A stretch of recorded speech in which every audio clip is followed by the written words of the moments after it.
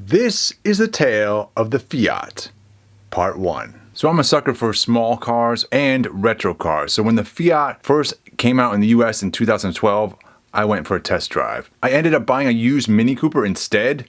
So this is a beautiful example of a 2006 Mini Cooper John Cooper Works. I've always appreciated the styling of these little cars and had them in the back of my mind for a while. And so when a deal came up on a Fiat here in my town, I jumped on it. And I wasn't new to this Fiat. It's something I had seen before because I like to watch the auctions and whatnot. There's a local police auction that I saw this exact Fiat on about a year ago. I didn't bid on it though, because my experience with auctions is that the prices often get bid higher than what I am willing to pay on them. And so I didn't watch the auction, so I wasn't even sure what it ended up selling for ultimately. And then I saw it pop up on Facebook with the current asking price of $2,000. This is the cheapest Fiat I've ever seen. Now the ad said the car had a blown head gasket and a bad starter. It also said it had some hail damage, and the photo in the ad made it look like the hail damage was very extensive. And the seller recommended just getting a whole new engine. I thought that would be a silly move because this car only had 81,000 miles on it. And even if I had to put a whole new head on the engine, there's no reason to scrap the bottom end on this engine. I should have many miles left on an 81,000 mile engine. I went to look at it, made an offer for $1,500. We settled at $1,750, and I took this thing home.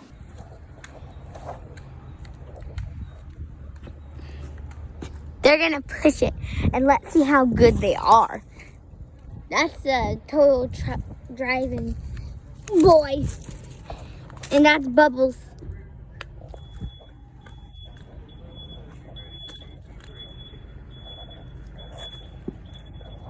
Stay there, Bubble Poo.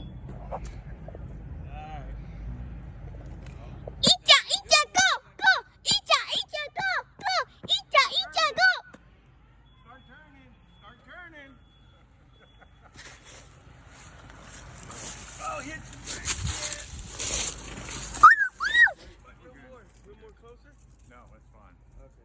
It's in or legal. You rolled over Bubbly. At least you were first to drive. Yeah, that's right. Alright, we'll see y'all. Y'all have a great day. Thanks, you too. Yeah, he almost run over poor Bubbly Poo. So the car is actually in really good shape. The hail damage is very minimal. There's only like 2 or 3 dents, small dents on the roof, and that's it. It does need a new windshield. There's a pretty decent crack in the windshield. And then there's a tail light that needs also to be replaced because there's a crack in that as well. But beyond that, cosmetically, it's in great shape, especially for a Fiat of this age. It's clearly been parked for a while, and that's part of the story, is that the head gasket got blown in it, and then it basically got parked for like 3 years. And so the result is, cosmetically, this thing is in great shape. All the suspension and everything underneath, the exhaust, everything, it's like brand new, basically. Even the headlights are not faded at all. It was clearly parked out of the sun. All the little dials and buttons on the inside are not worn down completely like you would typically see on these Fiats, because these are cheap cars. They're cheaply made, and the quality is really low on most of this stuff. A lot of these cars you would see extensive wear marks at this point in their age. So this one is a great candidate. It just needs some mechanical help to get this thing going. So overall, I'm quite pleased with this purchase at this point. So starting with the basics, one of my first moves is to make sure I've got a good battery. I first take it to the auto parts store and have them test it, at which point they tell me it is good, but it has a low charge. And while the battery's charging, I want to get a closer look at this engine and start checking this thing out, because the previous owner had pulled the codes for the engine. It had several codes at that time, all of which were erased by the time I got the car, and they were all related to the ETC, or electronic throttle control. I already had a theory and a hope of why this engine wasn't running, because the previous owner just could not get it started. He repeatedly tried over and over again to crank this engine and could not get it started, to the point at which he killed the starter, or so the story goes. So I thought for sure there was an issue with the throttle body, because if the butterfly valve in the throttle gets stuck for one reason or another, because it is a throttle by wire, so you can have an electronic failure, or you can have a physical failure where if the throttle gets stuck wide open, or the car thinks the throttle is stuck wide open, it will not start. All right, so the previous owner had named the car Tony, right? Why did he name it Tony? Because apparently he felt the car embodied the saying, "Fix it again, Tony." He felt that that was just Fiat. Yeah. Fix it again, Tony. So Fiat, fix it again, Tony. The Fiat's name is Tony. It makes sense.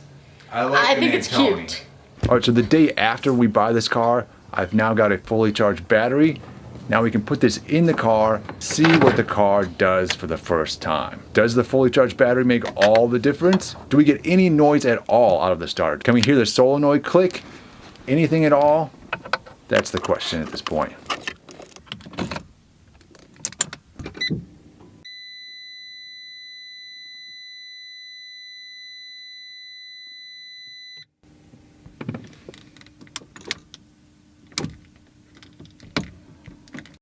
Nothing. So I use my voltmeter to check the battery to make sure we're getting the correct voltage out of this. Anything above 12 to 12 and a half should be able to start a car. Just to be sure though, I'm gonna try in another car that I know starts to make sure that the battery works.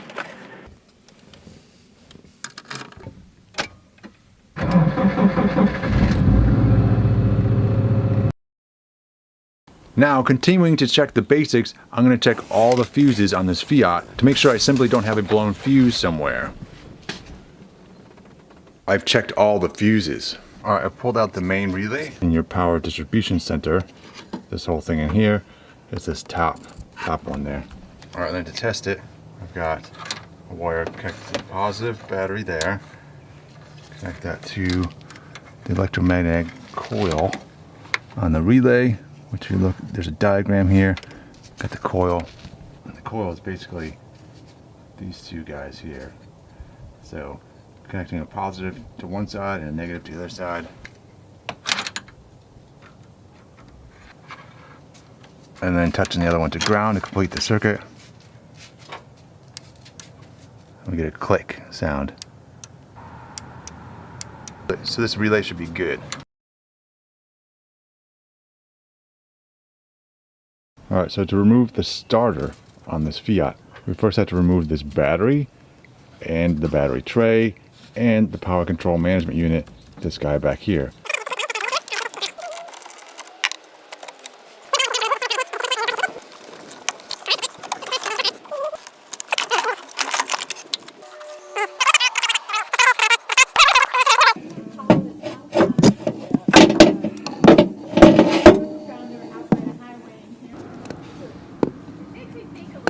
So here's our starter, and if I smell it, it smells like sort of like a burnt rubber kind of thing, so I think that's definitely toast in there. There's also this sort of spacer guy that goes in here like this between the starter and the transmission housing, so this sort of just falls out. It is possible to bench test a starter basically by putting a positive and negative wire jumping between here, connecting these to a battery of known quality, good quality battery. I just don't have a heavy enough gauge wire to do that. If I had some jumper cables, I could do that with those, or something similarly heavier gauge. I just have some thin gauge stuff around at the moment, so I can't do that right now. Let it jump, dude. It's got big ears. No! Alright, so the Fiat also supposedly has a head gasket issue. The weird part about it is that the story I was told is that it loses water like immediately. I want to put some more water in there and see where it goes, basically. So I've got some distilled water here, and I've got some mini coolant, which I believe is the oat coolant, which is the organic, and that is the coolant that the Fiat needs, is the oat stuff. So this should work for that.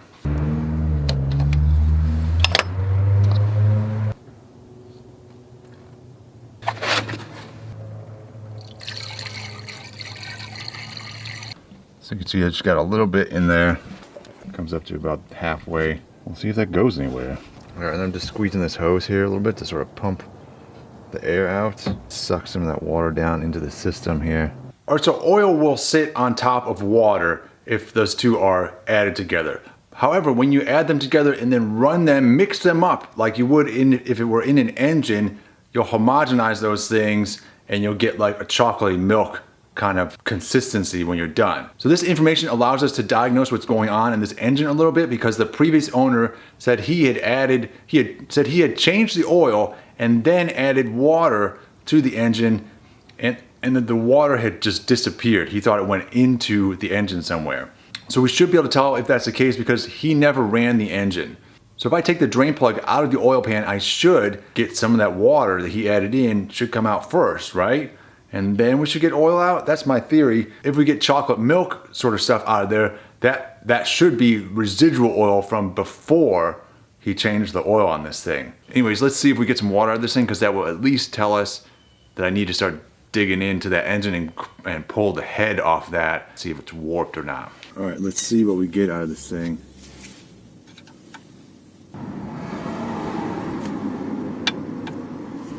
Out of there.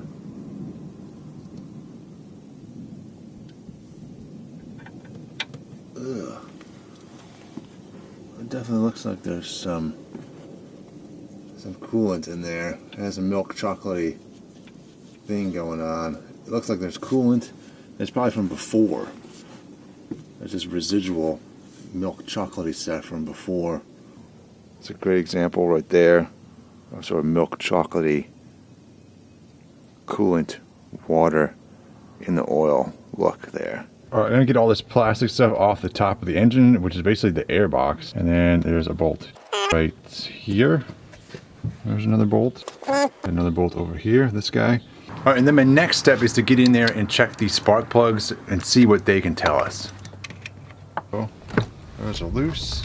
There's this little hose here, we can pop off like that. And we've still got hose connecting to the throttle body right there. So as this hose right here goes to the throttle body, we connect this connector here and this should pop off right there. Should also be an 8mm, I'm guessing. It should.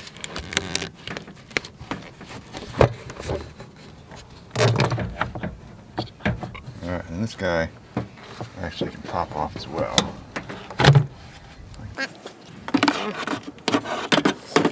Got this guy attached to the back and that comes off.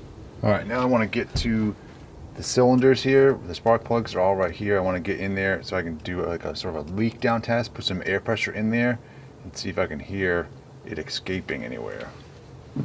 So I'm going to remove this pipe here. It doesn't look like it should be very hard. It's right here. Right here.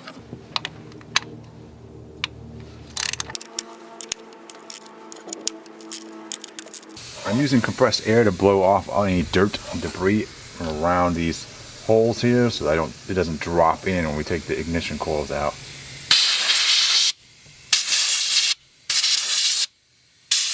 I'm going to go ahead and start removing ignition coils. Alright, well I just pulled the first spark plug and it's rusted. So there's definitely water in there. And I'm not like super happy about this. Plug number 2. Let's see how bad this one is. Alright, this one's not rusted. It actually looks alright in there. Maybe it's just that one cylinder.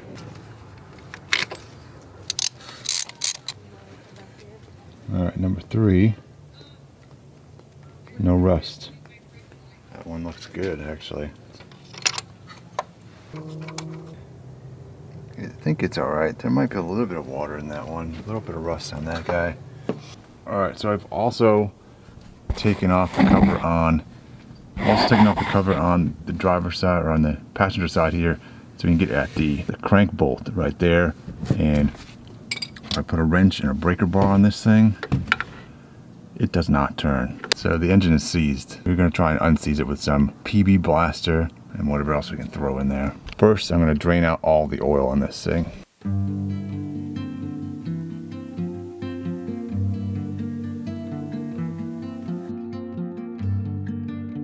Alright, so here I'm using a fluid extractor pump to remove the water from the top of the cylinders because I can visually see the water when I look down through the spark plug hole.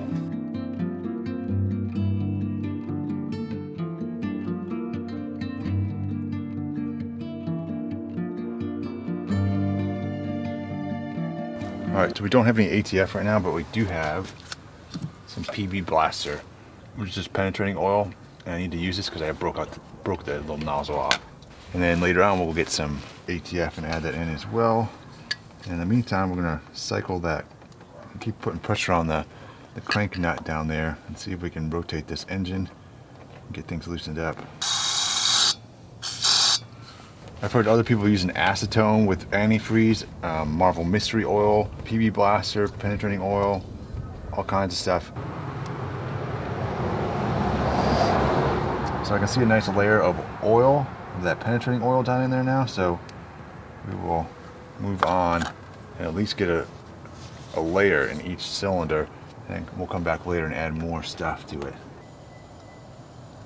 Alright, so this engine may be a great example of what happens if you have a blown head gasket and don't fix it within a reasonable time frame when you let it sit. This supposedly sat for years, so it has water sitting literally on top of the pistons that entire time, and that is just rusting, basically rusting the pistons to the cylinder walls. So like the rings and stuff are probably locked in there fairly decently, and definitely there's water that could seep down into the actual engine itself and possibly affect the crank, although there was oil in there, so that should have protected the crank halfway decently, so I don't expect there to be rust down on the lower end of the engine like that. But on the pistons itself though, we've probably got the rings seized to the cylinder wall in there, and that is what's keeping our engine from running, and it's probably all 4 pistons, so that really tightens that whole thing down pretty good. I'm hoping though, I've heard all those stories, and much like you probably have as well, of guys that had engines that were underwater and it was all seized up. The engine sat for 45 years. It was completely seized.